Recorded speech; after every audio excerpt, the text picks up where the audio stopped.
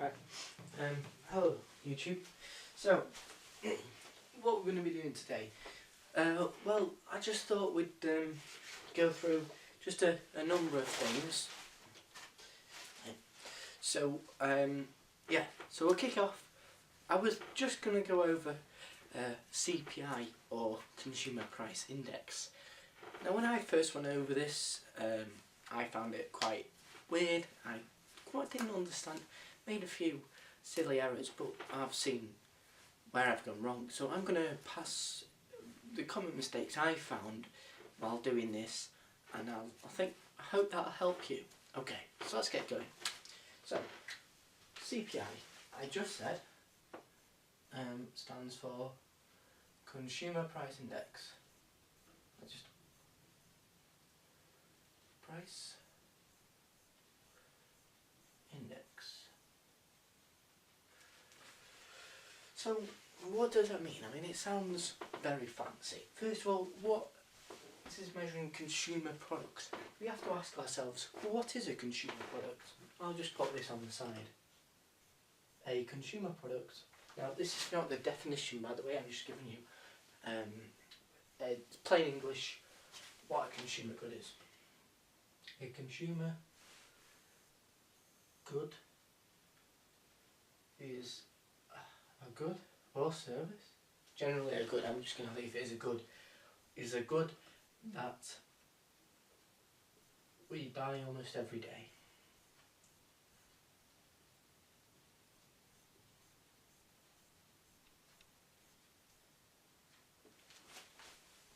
So it is a good that we buy every day. So for example, a loaf of bread could be a consumer good, or a pint of milk could be a consumer. No, could be. It is consumer good. So it all sounds very nice, but is there anything else we should know? Well, yes. The CPI has these goods have what we call weights.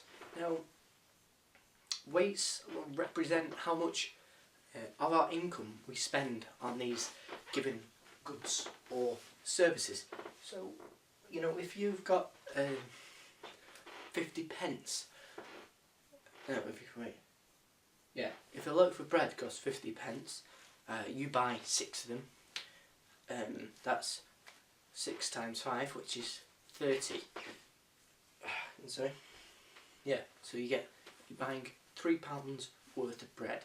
But if you've got £5 to spend, let's say, and you spend £2 on a bar of chocolate, then you spend more on the bread, but you buy more of it. Oh wait, that isn't a very good example actually. Well, yes it is actually. So you spend 3/5 of your income on bread. I mean, it's not generally, and 2/5 on your chocolate. So that indicates how important those individual items are to you as a consumer. Obviously this is going to be different for different people. So we have weights attached. Now these weights represent not just, they try to pick an average family, so it could be anyone. So weights are attached. I don't need to put weights are, I've just told you. But I'll go over it again at the end, so you don't have to worry about that. So weights are attached. Okay. So how do we calculate CPI? Well, the first thing we do, I'm just going to put it in a series of arrows. So we collect, approximately 650 goods.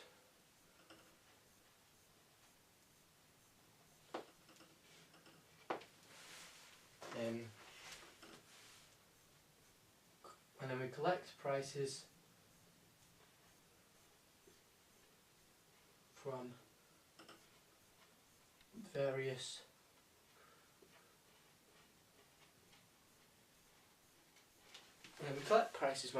locations. The reason why we do that is quite simple.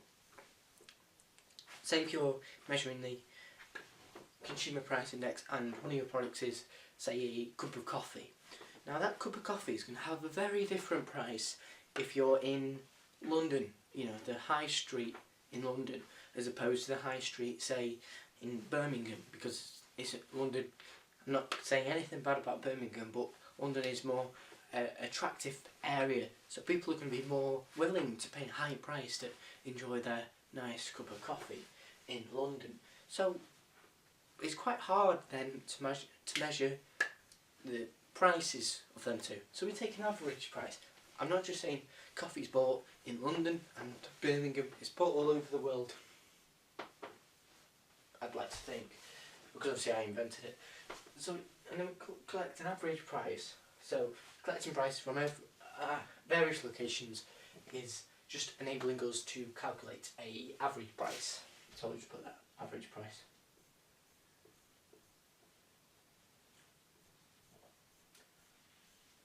And then we collect an average price for the next year. So average change in price.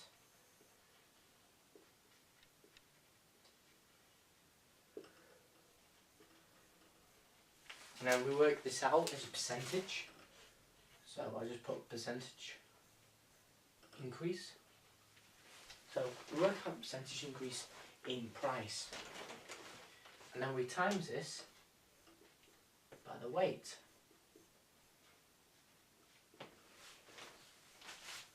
So we're timesing it by the weight. And we add all these up. These values.